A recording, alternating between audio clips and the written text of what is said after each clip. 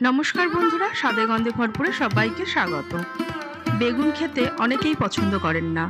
এইভাবে বেগুন রান্না করলে যারা খেতে ভালোবাসেন না তারাও বলবে আরেকবার বানাতে। আজকে তৈরি করব মখমলি বেগুন। রেসিপিটি তৈরি করতে কি কি লাগছে চলুন দেখা যাক। এখানে নিয়ে নিয়েছি 3টে মিডিয়াম সাইজের বেগুন। আমি এখানে কালো বেগুনই নিয়েছি, আপনারা এটা সাদা বেগুন দিয়েও করতে পারেন। বেগুনটাকে পরিষ্কার করে ধুয়ে নিয়ে এসেছি। এবার বেগুনগুলোকে টুকরো করে কেটে নেব। প্রথমে বেগুনের বোটাটা ছাড়িয়ে নিচ্ছি। এবার বেগুনটাকে লম্বা লম্বি করে কেটে নিচ্ছি।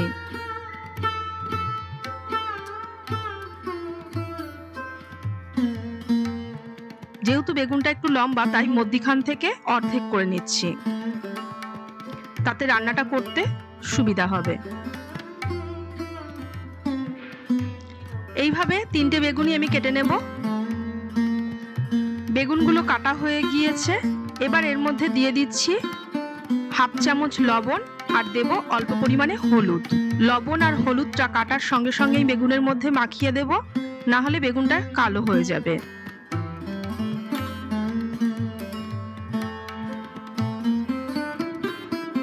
একটা মিক্সিং জার নিয়েছি, তার মধ্যে দিয়ে দিচ্ছি 50 গ্রাম ছানা। ছানাটা আমি ঘরেই তৈরি করে নিয়েছি দুধ কাটিয়ে। আর দিচ্ছি 4-5টা কাজু। আপনারা ছানার জায়গায় পনিরও ব্যবহার করতে পারেন। দিয়ে দিচ্ছি অল্প পরিমাণে জল, মানে হাফ কাপ মতো জল দিয়েছি এখানে। আর দিচ্ছি 2টো কাঁচা লঙ্কা। ছানার একটা স্মুথ পেস্ট তৈরি করে নিয়ে আসবো। পেস্টটা তৈরি করা হয়ে গিয়েছে। একটা ফ্রাই প্যান বসিয়েছি, তার মধ্যে দিয়ে দিলাম বড় চামচের 2 চামচ সর্ষের তেল। আমি রান্নাটা সর্ষের তেলে করব। আপনারা চাইলে সাদা তেলেও করতে পারেন, তবে সর্ষের তেলে বেগুন রান্না করলে ভালো স্বাদ হয়। তেল গরম হয়ে গিয়েছে। এবার দিয়ে দিচ্ছি আগে থেকে কেটে রাখা বেগুনের টুকরোগুলো।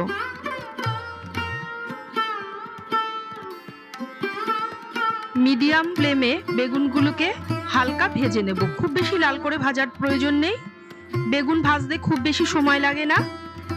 বেগুনের টুকরোগুলোকে তেলের মধ্যে কয়েক সেকেন্ড নাড়াচাড়া করার পর আমি একটা ঢাকা লাগিয়ে দেব, যাতে বেগুনগুলো তাড়াতাড়ি নরম হয়ে যায়। আর ঢাকা দিয়ে বেগুন ভাজলে তেলও কম লাগে। মিনিট খানেক পর ঢাকাটা খুলে নিচ্ছি। বেগুনগুলো আগের থেকে অনেকটাই নরম হয়ে গিয়েছে। এই সময় কিন্তু আমি গ্যাসের ফ্লেমটা লোতেই রেখেছি। আরও একটু নাড়াচাড়া করে নিচ্ছি তেলের মধ্যে। বেগুনগুলো ভাজা হয়ে গিয়েছে। এবার তেল থেকে আমি তুলে নিচ্ছি। গ্রেভিটা তৈরি করার জন্য দিয়ে দিয়েছি 1.5 চামচ সর্ষের তেল। তেলটা গরম হয়ে গিয়েছে, এর মধ্যে কিছু ফোড়ন দিয়ে দিলাম। এখানে ফোড়নের জন্য দিয়েছি হাফ চামচ সাদা জিরে, গরম মশলায় দিয়েছি একটা এলাচ, হাফ ইঞ্চি দারচিনি, 2টো লবঙ্গ। এলাচটাকে একটু ফাটিয়ে দিয়েছি। ফোড়নটাকে তেলের মধ্যে কয়েক সেকেন্ড একটু ভেজে নেব, যতক্ষণ না ফোড়ন থেকে একটা ভালো গন্ধ বেরোচ্ছে। এবার দিয়ে দিচ্ছি লম্বা করে টুকরো করে কাটা একটা টমেটো। দিয়ে দিচ্ছি 1 চিমটে লবণ, যাতে টমেটোটা তাড়াতাড়ি নরম হয়ে যায় আর তেলও না ছিটকায়। কয়েক সেকেন্ড পর দিয়ে দিলাম 1 চামচ আদা বাটা। আদা বাটাটা দেওয়ার পর আমি কয়েক সেকেন্ড একটু তেলের মধ্যে ভেজে নিচ্ছি।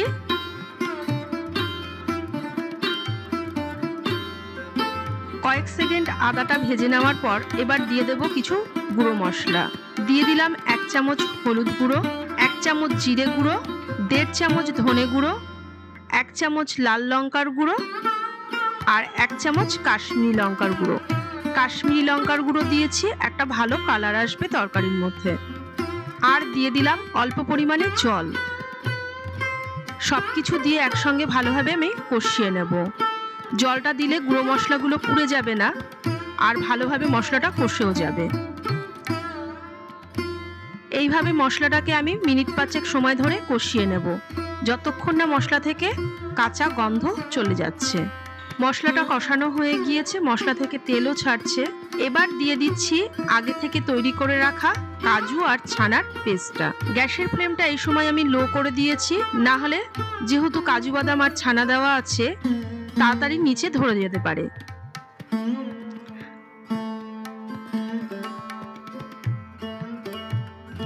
ছানার পেস্টটাকে দিয়েও আমি আরো মিনিট 2 কষিয়ে নেব। মশলা কষানো হয়ে গিয়েছে, এবার দিয়ে দেব এর মধ্যে 1 বাটি জল। মশলার বাটিটা ধুয়েই আমি জলটা দিয়ে দিচ্ছি। এবার গ্রেভিটাকে মিনিট 2 সময় ধরে ফুটিয়ে নেব। গ্রেভিটা ফুটে গিয়েছে, এবার দিয়ে দিচ্ছি স্বাদ মতো লবণ আর দিয়ে দেব 1 চামচ চিনি। যেহেতু এটা নিরামিষ তরকারি তাই একটু মিষ্টি মিষ্টি হলে খেতে ভালো লাগবে। এবার দিয়ে দিলাম আগে থেকে ভেজে রাখা বেগুনের টুকরোগুলো। দিয়ে দিচ্ছি 2টো কাঁচা পাকা লঙ্কা চেরা। এই সময় কাঁচা লঙ্কাটা দিলে একটা ভালো ফ্লেভার হবে। এবার একটা ঢাকা লাগিয়ে দিচ্ছি।